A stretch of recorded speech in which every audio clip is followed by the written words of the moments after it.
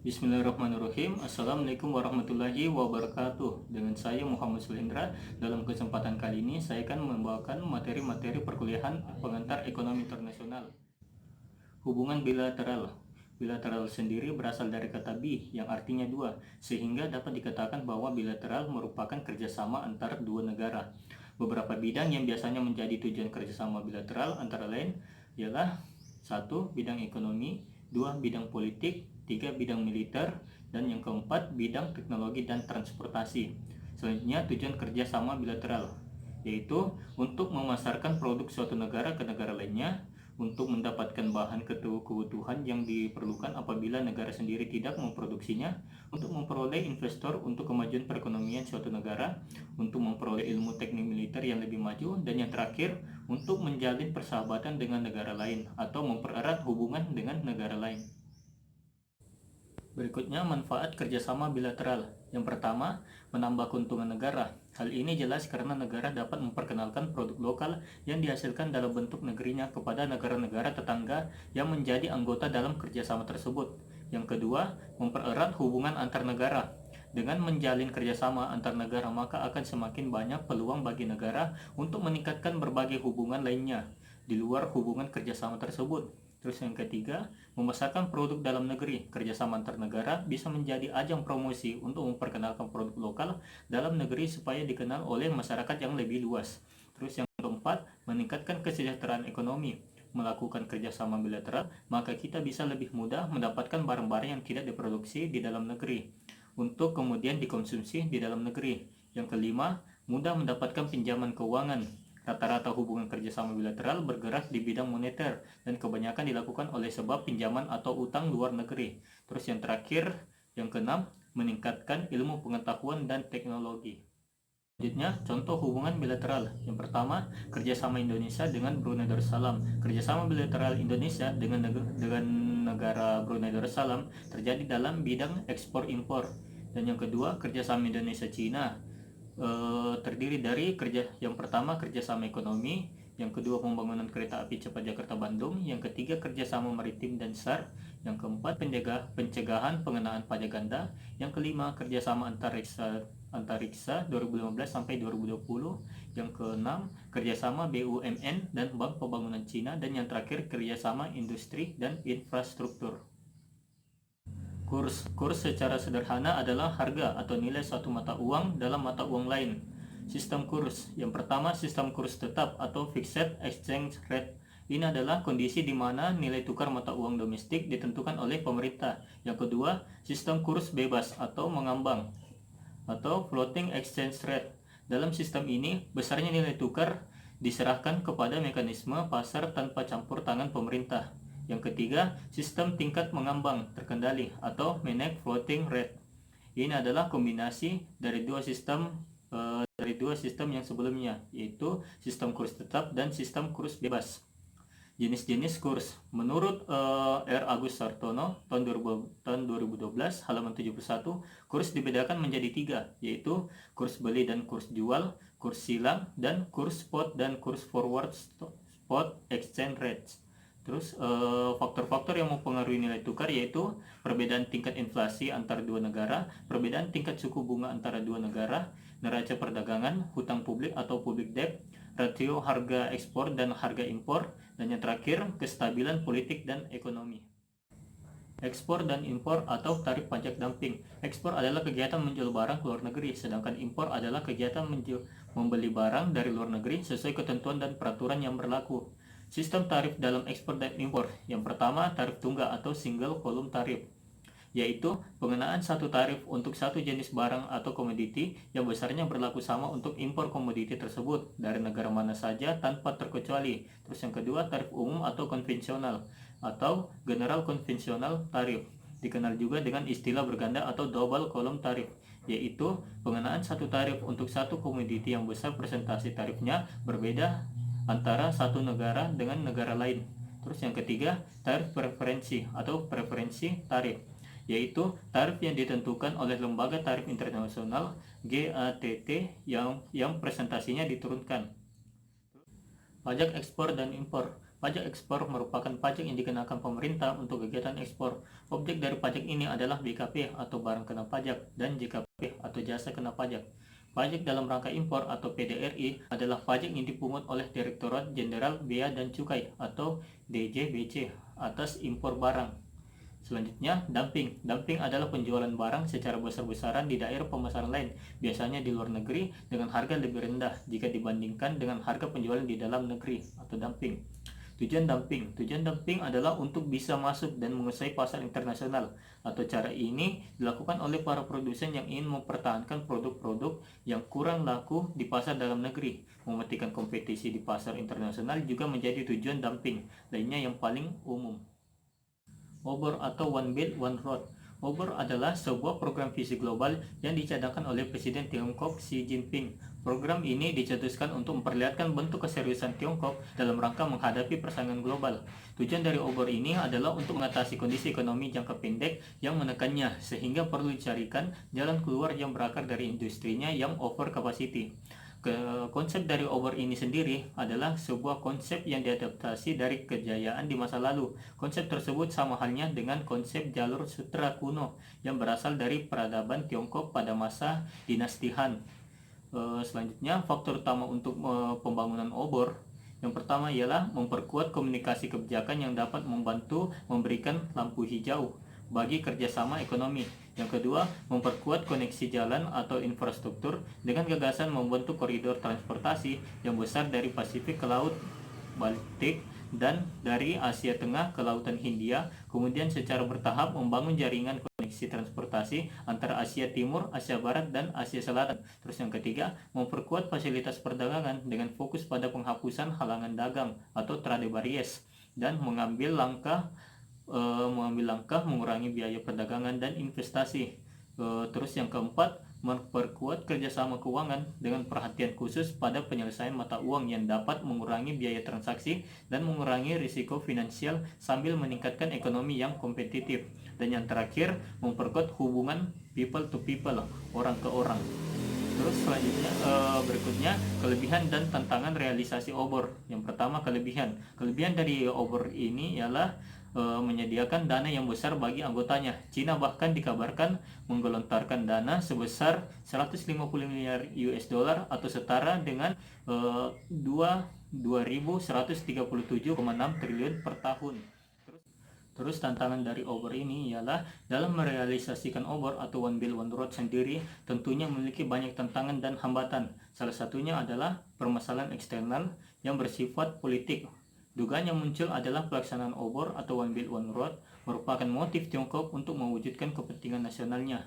Dapat dilihat bahwa dalam program ini, Tiongkok mengambil peran yang sangat dominan secara global dan terlihat dari dominasi Tiongkok di luar forum-forum internasional.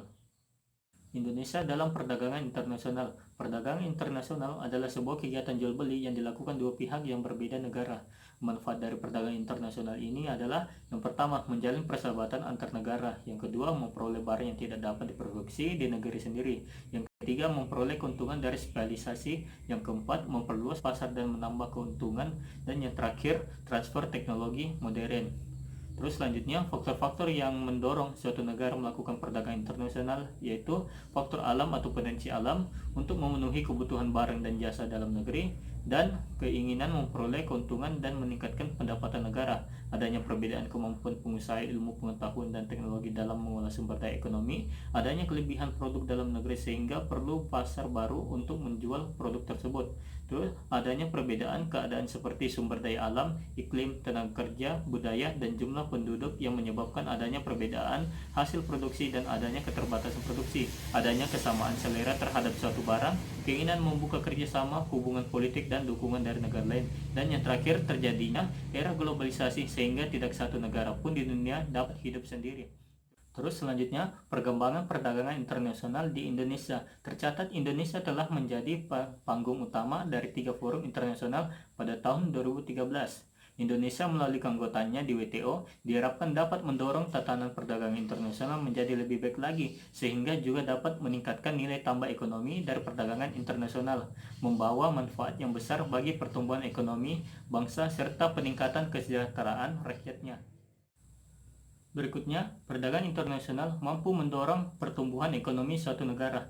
Setelah disahkan menjadi anggota WTO, Indonesia tidak dapat melanggar peraturan atau kesepakatan yang ada. Adapun tujuan Indonesia menjadi anggota WTO ialah untuk memperbaiki tatanan perdagangan internasional yang ada menjadi lebih baik lagi, sehingga dalam hal ini dapat meningkatkan nilai tambah ekonomi untuk peningkatan kesejahteraan rakyat. Contohnya saja adalah melalui perdagangan internasional dapat membuat pertumbuhan ekonomi suatu negara maju karena output tak lain dari kegiatan ekspor. Karena produk yang kita hasilkan bisa laku lebih mahal daripada di dalam negeri. Itulah yang akan mendukung pertumbuhan ekonomi suatu negara. TKI dan devisa negara. Hadirnya tenaga kerja dunia berbondong-bondong meninggalkan negaranya untuk misi pekerjaan di negara lain yang menawarkan upah lebih tinggi. Para buruh yang mempunyai nilai jual tinggi tentu akan mempunyai peluang yang cukup besar dalam mencapai upah yang lebih tinggi. Globalisasi tidak hanya menyebabkan perputaran investasi dan informasi secara cepat saja, juga menyangkut kepada masalah tenaga kerja. Selanjutnya, pengertian TKI. Pengertian TKI pada pasal 1 ayat 2 Undang-Undang Nomor 13 tahun 2003 tentang ketenagakerjaan dinyatakan bahwa tenaga kerja adalah setiap orang yang mampu melakukan pekerjaan guna menghasilkan barang atau jasa, baik untuk memenuhi kebutuhan sendiri maupun untuk masyarakat. Lalu berikutnya, macam-macam TKI. Adapun TKI yang pergi bekerja di negara lain ada dua macam yang dilihat dari skill atau kemampuan mereka. Yang pertama, TKI yang bekerja di luar negeri yang memang memiliki skill di bidang tertentu. Contohnya orang yang bekerja di perusahaan asing di luar negeri. Terus yang kedua, TKI yang dikenal sebagai TKI non-skill, yaitu TKI yang bekerja sebagai pembantu rumah tangga maupun pengasuh anak, yang dimana TKI non-skill berkontribusi lebih banyak dibanding dengan yang mempunyai skill. Mereka berkontribusi sebesar 90% dari permintaan pasar di luar negeri. Terus yang selanjutnya, peran TKI dalam meningkatkan devisa negara. Ketika TKI mengirimkan uang ke tanah air, terjadi sumbangan devisa negara karena para TKI ini harus membeli rupiah dengan menggunakan mata uang asing tersebut. Semakin banyaknya mata uang asing yang dituturkan untuk sejumlah rupiah akan berakibat pada dua hal, yaitu yang pertama, bertambahnya simpanan uang asing yang menjadi sumber devisa. Terus yang kedua, kebutuhan terhadap rupiah meningkat, dan sesuai hukum supply and demand, maka nilai mata uang rupiah akan menguat dibanding mata uang asing. Semakin banyak TKI menghasilkan upah dan mengirimkannya ke Indonesia, semakin besar juga kontribusi mereka terhadap naiknya devisa negara. Badan-badan kerjasama ekonomi internasional. Kerjasama internasional merupakan perwujudan dari hubungan-hubungan yang berpijak pada kepentingan nasional. Salah satu badan-badan kerjasama ekonomi internasional adalah IMF dan World Bank. ASEAN. ASEAN adalah singkatan dari Association of Southeast Asian Nations atau Perhimpunan Bangsa-Bangsa Asia Tenggara. Adalah organisasi kawasan yang mewadahi kerjasama antar negara di Asia Tenggara sejak tahun 1967. Tujuan dan prinsip ASEAN. Tujuan ASEAN ialah menciptakan pemeliharaan dan peningkatan perdamaian, keamanan, ketahanan, dan kawasan bebas senjata nuklir dan senjata pemusnah massal. Terus yang prinsip dari ASEAN. Prinsip ASEAN sebagaimana yang dimuat pada Piagam ASEAN antara lain menghormati kemerdekaan, kedaulatan, kesetaraan, integritas wilayah, dan identitas nasional seluruh negara ASEAN. APEC. APEC adalah Asia Pacific Economic Corporation atau Kerjasama Ekonomi Asia Pasifik. APEC didirikan pada tahun 1989. APEC bertujuan mengukuhkan pertumbuhan ekonomi dan mempererat komunikasi negara-negara di Asia Pasifik. Uni Eropa. Sejarah dari terbentuknya Uni Eropa adalah berawal dari kesadaran terhadap dampak negatif dari peperangan di masa lalu. Puncaknya pada pasca Perang Dunia Kedua, menyebabkan negara-negara Eropa yang termasuk ke dalam blok Eropa Barat mendirikan Council of Eropa pada tahun 1949. Selanjutnya, Liga Arab. Histori mencatat Liga Arab dibentuk untuk mendorong pertumbuhan ekonomi kawasan Arab. Selain itu, guna menyelesaikan perselisihan di antara para anggotanya dan mengordinasikan tujuan-tujuan politik. Saham-saham internasional. IHSG atau Indeks Harga Saham Gabungan. IHSG pertama kali diperkenalkan pada tanggal 1 April 1983, tapi hari dasar perhitungan IHSG adalah tanggal 10 Agustus 1982 dengan nilai 100. Kalau IHSG mempresentasikan rata-rata dari seluruh saham di BI LK45, hanya menghitung indeks untuk 45 saham unggulan yang cukup aktif. Selanjutnya, fungsi IHSG. Yang pertama, penanda arah pasar, yang kedua, pengukur tingkat keuntungan, dan yang ketiga, tolak ukur kinerja portofolio. Selanjutnya, New York Stock Exchange atau NYSE. New York Stock Exchange atau Bursa Efek New York merupakan bursa efek tertua di Amerika Serikat sekaligus menjadi bursa tradisional terbesar di dunia. Perdagangan di lantai bursa dilakukan dengan sistem lelang ganda, ditangani oleh pialang yang mewakili pembeli dan penjual, dan oleh spesialis satu untuk setiap efek yang terdaftar. HSBC adalah salah satu organisasi perbankan dan layanan keuangan internasional terbesar di dunia, dengan kantor-kantor cabangnya di pasar yang mapan dan berkembang pesat. KLSE dahulu dikenal sebagai Bursa Saham Kuala Lumpur atau Kuala Lumpur Stock Exchange, adalah sebuah perusahaan induk bursa yang memberikan layanan berbeda yang berkaitan dengan perdagangan derivatif dari sekuritas dan lain-lain. Indeks Dow Jones merupakan indeks tertua dan indeks yang paling dikenal. Indeks ini pertama kali diperkenalkan oleh para editor dari harian The Wall Street Journal, yang induk perusahaannya adalah Dow Jones Co. Kebijakan luar negeri. Kebijakan luar negeri adalah serangkaian sasaran yang menjelaskan bagaimana suatu negara berinteraksi dengan negara lain di bidang-bidang ekonomi, politik, sosial, dan militer, serta dalam tingkatan yang lebih rendah, juga mengenai bagaimana negara berinteraksi dengan organisasi-organisasi non-negara. Model-model kebijakan luar negeri, yaitu pertama, model kebijakan luar negeri yang dipengaruhi rational choice theory. Model kebijakan luar negeri yang mendapat pengaruh kuat dari literatur kebijakan publik adalah teori rasional atau rational choice theory. Yang kedua, model birokratik politik. Model birokratik politik sangat meragukan klaim dari kaum realis dan neorealis bahwa negara yang diwakili pemerintah selalu bertindak sebagai unitary actor dan selalu berorientasi pada pencapaian kepentingan nasional. Dan yang ketiga, teori polyheuristik. Dalam kebijakan luar negeri, teori polyheuristik pengambilan keputusan dikembangkan sebagai alternatif untuk kedua model aktor rasional klasik. Awalnya dikembangkan pada tahun 1940-an dan pengembalian keputusan cybernetik. Fungsi umum kebijakan luar negeri. Yang pertama, melindungi keamanan nasional, misalnya dengan mengembangkan kekuatan militer dan masuk aliansi keamanan dengan negara lain. Yang kedua, menjaga dan meningkatkan kekuatan ekonomi nasional dan kesejahteraan inisialnya dengan membuka pasar luar negeri untuk ekspor dan investasi asing. Yang ketiga, membina pembangunan daerah strategis penting dan negara melalui bantuan pembangunan bilateral dan multilateral. Dan yang terakhir, mendukung martabat manusia melalui misalnya bantuan kemanusiaan dan hak asasi manusia strategi. Dan yang terakhir, tujuan kebijakan luar negeri. Terdapat 3 tujuan kebijakan luar negeri, yaitu yang pertama, tujuan kepentingan dan nilai inti. Kepentingan dan nilai inti dapat digambarkan sebagai sejenis kepentingan yang untuk mencapainya kebanyakan orang bersedia melakukan pengorbanan yang sebesar-besarnya. Yang kedua, tujuan jangka menengah. Terdapat beberapa tujuan jangka menengah, yaitu mencakup usaha pemerintah memenuhi tuntunan dan kebutuhan perbaikan ekonomi melalui tindakan internasional. Terus yang ketiga, tujuan jangka panjang. Tujuan jangka panjang adalah rencana, impian, pandangan mengenai organisasi politik atau ideologi terakhir sistem internasional, aturan yang mengatur hubungan dalam sistem itu, dan peran negara tertentu di dalamnya. OPEC.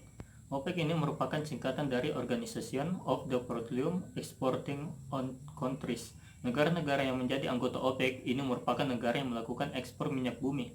OPEC berdiri di tanggal 14 September tahun 1961 di Baghdad, Irak. Negara pendiri dari OPEC ini ialah 5, yaitu Irak, Iran, Kuwait, Arab Saudi, serta Venezuela. Tujuan dari OPEC ini ialah pertama, tujuan ekonomi, yaitu mempertahankan harga minyak dan menentukan harga sehingga menguntungkan negara-negara produsen. Yang kedua, tujuan politik, yaitu mengatur hubungan dengan perusahaan. perusahaan minyak asing atau pemerintah negara, negara konsumen. Struktur organisasi dan manajemen OPEC. Yang pertama, konferensi. Konferensi adalah organisasi tertinggi yang bertemu 2 kali dalam setahun, tetapi pertemuan ekstra OPEC dapat dilaksanakan jika diperlukan. Yang kedua, Dewan Gubernur. Dewan Gubernur terdiri dari gubernur yang dipilih oleh masing-masing anggota OPEC untuk duduk dalam dewan yang bersidang sedikitnya 2 kali dalam setahun. Terus yang ketiga, sekretariat adalah pelaksana eksekutif organisasi sesuai dengan status dan pengarahan dari Dewan Gubernur. Terus yang terakhir, peran Indonesia terhadap OPEC. Sejak menjadi anggota OPEC tahun 1962, Indonesia ikut berperan aktif dalam penentuan arah dan kebijakan OPEC, khususnya dalam rangka menstabilisasi jumlah produksi dan harga minyak pasar internasional. Indonesia tidak sedikit mendapat keuntungan sebagai anggota OPEC. Sebaliknya, Indonesia juga memberikan kontribusi nyata dalam posisinya sebagai anggota OPEC. Sekian dan terima kasih. Wassalamualaikum warahmatullahi wabarakatuh.